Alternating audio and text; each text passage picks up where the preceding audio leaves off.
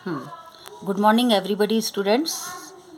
Today we have start topic biotechnology. This topic belong to Unit 4, first part biology का. अपनी book का जो first part है उसमें फोर्थ यूनिट है जैव प्रौद्योगिकी, आई मीन्स बायोटेक्नोलॉजी. इस बायोटेक्नोलॉजी में अब देखिए आप चैप्टर 15 की स्टडी करेंगे हम. और ये चैप्टर 15 जो है जेनेटिक इंजीनियरिंग है, यानी जैव प्रौद्योगिकी का आनुवंशिक अभियांत्रिकी अध्याय, ये हमें पढ़ना है. तो today we have start genetic engineering. What do means genetic engineering? इसको समझने के लिए हमें पहले जो हमारा टॉपिक है, जो हमारी यूनिट है बायोटेक्नोलॉजी, उसको अंडरस्टूड करना पड़ेगा. What do mean biotechnology? तो बायोटेक्नोलॉजी क्या होती है, हम पहले इसको डिफाइन करेंगे. The terms biotechnology was first used by Karl Ereky and agriculture engineering from the Hungary in 1990. 1919 का हंगरी नामक देश का एक कृषि वैज्ञानिक था, कृषि अभियंता था, जिसका नाम था कैरल एरेकी. उसने सबसे पहले जैव प्रौद्योगिकी वर्ड का उपयोग किया. क्लियर? तो ये तो है इसका इंट्रोडक्शन बायोटेक्नोलॉजी का. और अब इसको हम डिफाइन करेंगे कि बायोटेक्नोलॉजी क्या है. The word biotechnology is derive from the word BIOS and technology. जैसे कि मैंने अभी आपको बताया कि बायोटेक्नोलॉजी वर्ड जो है ये दो वर्ड से मिलकर के डिराइव हुआ है. इसका व्युत्पन्न जो है दो वर्ड्सों से मिलके हुआ है. बायोस मतलब होता है सजीव और टेक्नोलॉजी मतलब होता है तकनीकी, यानी सजीवों के अंदर इस्तेमाल की जाने वाली तकनीकी. बायो लिव एंड ये टेक्नोलॉजी जो है आपके ये टेक्निक कहलाती है, तकनीकी बोलते हैं इसको हम. तो biotechnology is the integrated use of. अब इसका हम कहाँ यूज़ करते हैं? Biochemicals. Are you clear? Biochemicals यानी जैव रसायन. बायोमाइक्रो माइक्रोबायोलॉजी यानी सूक्ष्म जीव विज्ञान. एंड इंजीनियरिंग अर्थात अनुवंशिकी. It's achieved in the technology applications of microorganism, culture tissues, cells and their abilities. Clear? फिर है बायोटेक्नोलॉजी जो है इज़ द ये paramounts in the latest branches of biology, यानी जीव विज्ञान की एक सर्वोपरि शाखा में से एक नई शाखा मानी जाती है जैव प्रौद्योगिकी को. This purpose of which is improve. इसका मेन जो पर्पस है, मेन जो एम है वो क्या है? To improve quality of inheritance of various living animals and plants. Sorry, इसको लिविंग एनिमल्स पढ़िएगा आप, टिविंग मत पढ़िए, living animals and plant. To achieve this object, many technology have been adopted which are known by various names such as. अब जैसे कौन से नेम्स है इसके अंदर, जो मेन जो टेक्नोलॉजी है इसमें डीएनए, क्लोनिंग और जेनेटिक इंजीनियरिंग. तो इन दिस चैप्टर यानी इस चैप्टर के अंदर हम वी हैव स्टडी, हम किसकी स्टडी करेंगे? The principle of recombination technique under genetic engineering, यानी जीन अभियांत्रिकी की कुछ सामान्य विधियों का अध्ययन करेंगे. अब ये जो जनरल जो प्रोसेस है इसके जेनेटिक इंजीनियरिंग के, इसके मैंने यहाँ पे 6 पॉइंट्स लिखे हैं, हम उनको देख लें पहले, फिर मैं हिंदी वालों को बताऊँगी इसका सब. तो in this chapter we shall study the principle of recombination technology under genetic engineering, यानी हम इस अध्याय के अंदर आनुवंश की अभियांत्रिकी के तहत पुनर्योगज प्रौद्योगिकी के कुछ मूलभूत सिद्धांतों का अध्ययन करेंगे. तो इनके सिद्धांतों के अध्ययन के लिए कुछ जनरल यहाँ पे मेथड दे रखे हैं. ये जो जनरल प्रोसेस दिए हुए हैं, these general process is known as first identification and isolation of desired gene. Second है selections of cloning vector. Third is known as insertion of desired gene in cloning vector. Fourth है multiplications of recombinant DNA in host cell. Fifth है identifications of clone gene and its transfer in other organism. And sixth है expressions of desired gene. फिर आपके the following components, ये जितने भी components हैं, the following components are required to get recombinant DNA genetic engineering. यानी ये इन सब के लिए जो है आपके जितनी भी जो तकनीकी हैं इनके लिए या पुनर्योगज ये डीएनए प्राप्त करने के लिए हमें कुछ निम्न उपकरणों की या अवयवों की जो आवश्यकता होती है तो उनके भी हम नाम यहाँ पर दे रहे हैं। सबसे पहले हमें आवश्यकता होती है रिएस्टिकेशन एंड्रोन्यूक्लियस एंजाइम। ये ध्यान रखिए, it is most important topic है रिएस्टिकेटेड न्यूक्लिक एंजाइम्स। सेकंड है वेक्टर जो अभी हम डिस्कस करेंगे। थर्ड है होस्ट सेल्स ग्राही कोशिका या इसको हम परपोषी कोशिका कहते हैं और वेक्टर को हम वाहक कहते हैं। और फोर्थ है जीन बैंक। अब इन जनरल प्रोसेस की स्टडी से पहले थोड़ा हिंदी मीडियम वाले भी इसको समझ लें कि जो हम आज टॉपिक पढ़ रहे हैं यूनिट 4 का जैव प्रौद्योगिकी क्या है। क्लियर। अब देखिए जैव प्रौद्योगिकी जो शब्द है इसको सबसे पहले एक कृषि अभियंता था हंगरी एक देश का नाम है, वहाँ का एक कृषि अभियंता था जिसका नाम था कार्ल एरेकी। 1990 में इसने सबसे पहले उपयोग किया था और इसने इस ये जो जैव प्रौद्योगिकी की तकनीकी जो है इससे काफ़ी महत्वपूर्ण उत्पाद और विभिन्न प्रक्रियाओं जिनके द्वारा महत्वपूर्ण उत्पाद प्राप्त होते हैं उनको बनाया था। और परिभाषा हम इसकी ये दे सकते हैं कि बायोटेक्नोलॉजी जो है ये शब्द जो है दो शब्दों से मिलकर के इसकी उत्पत्ति होती है। बायोज मतलब सजीव और टेक्नोलॉजी मतलब आपके तकनीकी। क्लियर। अब देखिए इसमें सूक्ष्म जीव या सूक्ष्म जीवाणु विज्ञान ये भी बोल सकते हैं हम, कुछ एक कोशिकीय जंतु, पादप और उनकी कोशिकाएं व घटक, इन सब में संपन्न होने वाली प्रक्रमों का उपयोग करके और मानव कल्याण हेतु उपयोगी उत्पादों का निर्माण किया जाता है। और इस मेथड को या इस पूरी विधि को हम बोलते हैं ये जैव प्रौद्योगिकी। क्लियर। तो अब ये जो जैव प्रौद्योगिकी जो है इसमें कई शाखाएं हैं और इसकी कुछ नवीनतम शाखाएं भी हैं। तो इसमें जीव विज्ञान की नवीनतम शाखाओं के अंदर इस जैव प्रौद्योगिकी को सबसे बड़ा माना गया है, सर्वोपरि माना गया है। और इनका मतलब मेन मुख्य उद्देश्य जो है विभिन्न सजीव जंतुओं और पौधे की आनुवंशिकता में पर्याप्त रूप से उनकी क्वालिटी के अंदर या गुणवत्ता के अंदर सुधार करना है। करेक्ट। इस उद्देश्य की प्राप्ति के लिए अनेक टेक्निक का उपयोग किया जाता है और यहाँ हम कुछ टेक्निक्स को देखेंगे, समग्र रूप से जानेंगे। और जैसे कि आपके डीएनए है, क्लोनिंग या अनुवंशिकी अभियांत्रिकी है, तो ये कुछ टेक्निक्स हैं, इनके बारे में हम जानेंगे। और यहाँ इस अध्याय में हम आनुवंशिक अभियांत्रिकी के तहत, जैसे कि अपने चैप्टर का नाम है जेनेटिक इंजीनियरिंग, तो इसके बारे में कुछ इसके जो प्रिंसिपल्स हैं उनका अध्ययन करेंगे, उनकी स्टडी करेंगे। तो यहाँ हमने कुछ जनरल प्रोसेस लिए हैं जेनेटिक इंजीनियरिंग के, जिसके मैंने आपको 6 पॉइंट इंग्लिश के अंदर बताए थे और आपको मैं इसके हिंदी में भी पॉइंट्स से अवगत करा दूँ। हिंदी में इसके पॉइंट्स को हम बोलते हैं जो इसके मुख्य चरण है। सबसे पहला है वांछित जीन की पहचान व पृथक्करण, दूसरा है क्लोनिंग वाहक का चयन और तीसरा है आपके वांछित जीन का क्लोनिंग वाहन में निवेशन इंसर्ट कराना, अंदर प्रवेश कराना। और फोर्थ है पुनर्योगज डीएनए का परपोषी कोशिका में गुणन। फिर है क्लोनिंग की गई जीन की पहचान करना और अन्य जीवों में उसका स्थानांतरण कराना। सिक्स्थ है वांछित जीन की अभिव्यक्ति। तो इस तरह से ये इसके 6 स्टेप्स हैं। फिर आपके जीन अभियांत्रिकी के द्वारा पुनर्योगज डीएनए प्राप्त करने के कुछ उपकरण की भी हमें आवश्यकता होती है या अवयव कंपोनेंट्स भी बोलते हैं हम। तो ये जो कंपोनेंट्स हैं ये आपके कुछ फॉलोइंग कंपोनेंट्स हैं जिसके मैं नाम बता रही हूँ। फर्स्ट है रिएस्टिकेशन एंड्रोन्यूक्लियस एंजाइम, जो कि ब्रेक डाउन करता है, तोड़ता है ये एंड्रोन्यूक्लियस एंजाइम।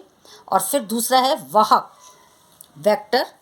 फिर तीसरा है आपके परपोषी या ग्राही कोशिका और फोर्थ है जीन बैंक। तो इस तरह से ये इसके general process of genetic engineering के पॉइंट्स हैं या स्टेप्स भी बोल सकते हैं हम इसको, फॉलोइंग पॉइंट्स भी बोल सकते हैं। अब today we have discuss first point क्या है? आइडेंटिफिकेशंस, ये आइसोलेशंस ऑफ डिज़ायर जीन। तो यहाँ हम सबसे पहले आइडेंटिफिकेशन, ये आइडेंटिफिकेशन को हम क्या कहते हैं, पहचान, एंड आइसोलेशन मतलब पृथक्करण ऑफ डिज़ायर जीन, ये फर्स्ट स्टेप की स्टडी करेंगे। ये क्या होता है, पहले मैं आपको इसमें इसकी स्टडी जो है हिंदी में बता दूं, और इसमें कौन से कंपोनेंट्स की आवश्यकता पड़ेगी। जैसे कि हमने नीचे अभी एक कंपोनेंट्स का नाम लिया था एंजाइम्स का, उसकी आवश्यकता पड़ेगी हमें।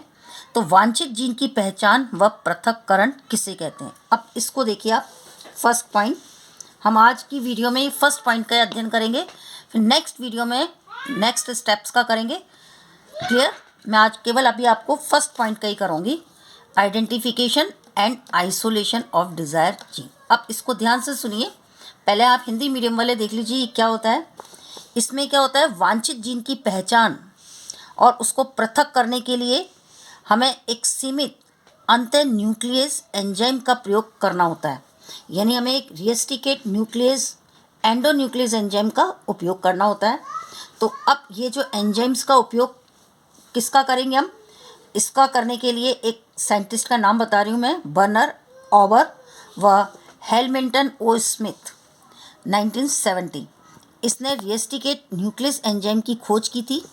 और ये रिएस्टिकेट न्यूक्लिक एंजाइम क्या होता है, इसको हम मॉलिक्यूलर सीजर भी बोलते हैं। यह आणविक कैंची होती है और ये डीएनए अणुओं को एक निश्चित स्थान से, एक स्पेसिफिक साइट से क्या करती है, कट करती है, एक निश्चित स्थल से काटती है। तो ये है रिएस्टिकेट एंडोन्यूक्लियस का सबसे पहला प्रयोग। दूसरे में क्या होता है कि नेचुरल फॉर्म में या प्राकृतिक रूप से ये एंजाइम इकोलाई, बैसिलस स्ट्रेप्टोकोकस, ये सूक्ष्म जीवाणु है, ध्यान रखना, और थर्मस एक्वेटिटस आदि में पाए जाते हैं। क्लियर, ये एंजाइम किस में पाए जाते हैं आपके, इसमें इकोलाई जीवाणु में, बैसिलस में, स्ट्रेप्टोकोकस और थर्मस एक्वाटिस के अंदर। फिर इन रिएस्टिकेट एंजाइम्स जो होते हैं, रिएस्टिकेट एंडोन्यूक्लियस एंजाइम्स जो है, ये 3 प्रकार के होते हैं। एक तो होते हैं टाइप फर्स्ट एंडोन्यूक्लियस, जिसको हम बोलते हैं RI। दूसरे होते हैं टाइप सेकंड एंडोन्यूक्लियस, जिसको हम बोलते हैं R सेकंड। तीसरे होते हैं type 3 endonuclease, these are known as R3। तो इसमें टाइप 2 एंडोन्यूक्लियस R सेकंड का प्रयोग मुख्यतः किस में किया जाता है, जीन क्लोनिंग और रिएस्टिकेशन मानचित्रण में होता है इसका। और इसके बेस्ट एग्जाम्पल हैं इकोलाई RI और हिंद सेकंड आदि। तो ये था रिएस्टिकेशन एंडोन्यूक्लियस। अब रिएस्टिकेशन एंजाइम्स का नामकरण कैसे हुआ है, तो इसके नामकरण के लिए देखिए आप, एंजाइम का जो प्रथम अक्षर होता है वंश से होता है। इस प्रथम अक्षर जो है, वंश जो है, इसको हम किस नाम से जानते हैं, आप बता सकते हैं। ये फर्स्ट अक्षर जो है, वंश जो है, जिसको हम बोलते हैं जीनस, हम इस नाम से जानते हैं। यानी the first letter of enzymes is the genus from which is get separated. सबसे पहले क्या किया जाता है कि एंजाइम का प्रथम वंश जो होता है उसको पृथक किया जाता है, और यह हमेशा बड़े अक्षरों में लिखा जाता है। It is always written in a capital first. अब सेकंड सुनिए, इसके बाद के 2 अक्षर उस वंश की जाति के होते हैं, ये छोटे अक्षरों में लिखे जाते हैं, और ये तीनों अक्षर जो है इटालिक्स के अंदर लिखे जाते हैं। यानी the 2 letters after that are species, ये स्पीसीज के होते हैं, and they are write in small, और 3 लेटर्स जो होता है आर रिटन इन इटैलिक्स। इसका एग्जांपल आप देखना, पेज नंबर 138 पर आपको मिल जाएगा। इसका एग्जांपल जो है इकोलाई, इको तो कैपिटल में लिखते हैं और कोलाई को हम तिरछा लिखते हैं, और इसका पूरा नाम है इश्चीरिया कोलाई। इसका सबसे बेस्ट एग्जांपल है। फिर थर्ड जो स्टेप्स है इसकी, the 4th letter typically comes from the bacterial strain designation. यानी चौथा अक्षर जो है वो वंश के रूप में उस प्रभेद को लिखा जाता है जिससे उसे निकाला जाता है, और ये भी ई कोलाई की R इसी के प्रभेद होती है, इसको हम R से डिनोट करते हैं। फिर फोर्थ है, फोर्थ में आपकी क्या है, if more than 1 restriction endonuclease enzyme, अगर एक से अधिक जीव के अंदर रिएस्टिकेट एंडोन्यूक्लियस एंजाइम होते हैं तो are get from 1 organism, then these are represented by the Roman letter. Clear? यानी इसका मतलब क्या है कि यदि एक ही जीव में एक से अधिक रिएस्टिकेशन एंजाइम प्राप्त होते हैं तो उन्हें हम रोमन अंक में प्रदर्शित करते हैं। और इसका उदाहरण है Eco R I, Eco R second. ये फर्स्ट और सेकेंड को रोमन में लिखते हैं। तो ये फर्स्ट एंजाइम डीएनए में निम्न क्रम को पहचान कर उसे शार जी, जी का मतलब आप जानते ही हैं गुआनिन, एंड शार ए एडिनिन के मध्य काटता है। यानी गुआनिन और एडिनिन के मध्य काटता है। तो आप इसको हिंदी मीडियम वाले देखेंगे पेज नंबर 122 पर दे रखा है, और इंग्लिश मीडियम वाले देखेंगे पेज नंबर 138 पर इसका डायग्राम दे रखा है। मैंने यहाँ पे अभी ड्रॉ नहीं किया है, लेकिन प्लीज़ वॉच देयर। ये मैंने पेज नंबर आपको बता दिए, उसमें देखना। If DNA pieces from different sources are joint in the presence of DNA ligase enzyme. अब ये भी ध्यान रखना, ये लाइगेज एंजाइम्स क्या करता है, ये different sources of jointed in the presence of DNA ligase enzymes that both DNA pieces joint by phosphodiester bond and from double helical DNA structure. आप डीएनए का स्ट्रक्चर तो पढ़ ही चुके थे ऑलरेडी। कौन सी क्लास के अंदर? 11वीं क्लास में। प्रीवियस, ये तो आपकी प्रीवियस नॉलेज है कि अब यदि डीएनए टुकड़ों को डीएनए लाइगेज एंजाइम्स की उपस्थिति में मिला दें तो ये दोनों डीएनए के जो खंड हैं ये फास्फोडाइएस्टर बंध बनाकर फिर द्विकुंडलिनी संरचना का निर्माण कर लेंगे। तो इस तरह से ये जीन, इस तरह से आपके ये जो है मतलब लाइगेज जो है जोड़ता है और एंडोन्यूक्लियस एंजाइम जो है काटता है डीएनए को, ये ध्यान रखना।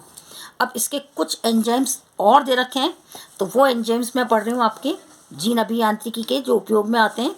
सबसे पहला एंजाइम है आरएनए पर निर्भर डीएनए पॉलीमरेज एंजाइम। ये क्या करता है, आरएनए टेम्पलेट पर डीएनए सूत्र के न्यूक्लियोटाइड का बहुलीकरण करता है। पर ये पॉलीमराइजेशन करता है किसका? न्यूक्लियोटाइड का, डीएनए मॉलिक्यूल्स के। दूसरा है डीएनए पर निर्भर DNA polymerase enzymes. DNA polymerase enzymes का क्या करता है, ये टेम्पलेट पर अनुपूरक डीएनए सूत्र के न्यूक्लियोटाइड का बहुलीकरण करता है, जिसको हम बोलते हैं it's multiplies nucleotide the complementary DNA on RNA template. फिर नेक्स्ट थर्ड है ligase, it's join the end of DNA molecules. Ligase क्या करता है, ये एंजाइम टेम्पलेट पर डीएनए खंडों के सिरों को जोड़ने का कार्य करता है। इस पर प्लीज़ वॉच करना, लाइगेज एंजाइम का फंक्शन क्या है, आपके डीएनए खंडों को जोड़ना। फिर एक एंजाइम्स और आ रहा है इसमें, lysozyme. It is most important enzyme. ये लाइसोजाइम एंजाइम्स जो है जीवाणु की कोशिका भित्ति को गला देता है ताकि जीवाणु के डीएनए का विलगन आसानी से किया जा सके। कौन सा एंजाइम? लाइसोजाइम। यानी these enzyme dissolve the cell wall of bacteria so that the bacteria DNA can be isolated. And last enzyme जो है वो है आपके एल्केलाइन फॉस्फेटेज। ये फॉस्फेटेजेस एंजाइम्स जो है ये वृत्ताकार डीएनए यानी जो सर्कुलर डीएनए होता है उसके 5 सिरे पर फॉस्फेट को काटता है और डीएनए को रेखाकार करने के लिए यानी लीनियर वे में करने के लिए हेल्पफुल होता है, ताकि डीएनए जो है यानी विजातीय डीएनए का इसमें निवेशन कराया जा सके, इंसर्टन कराया जा सके। यह डीएनए के वृत्ताकार होने की प्रवृत्ति को रोकता है। वृत्ताकार डीएनए जानते हैं प्लाज्मिड फॉर्म होता है।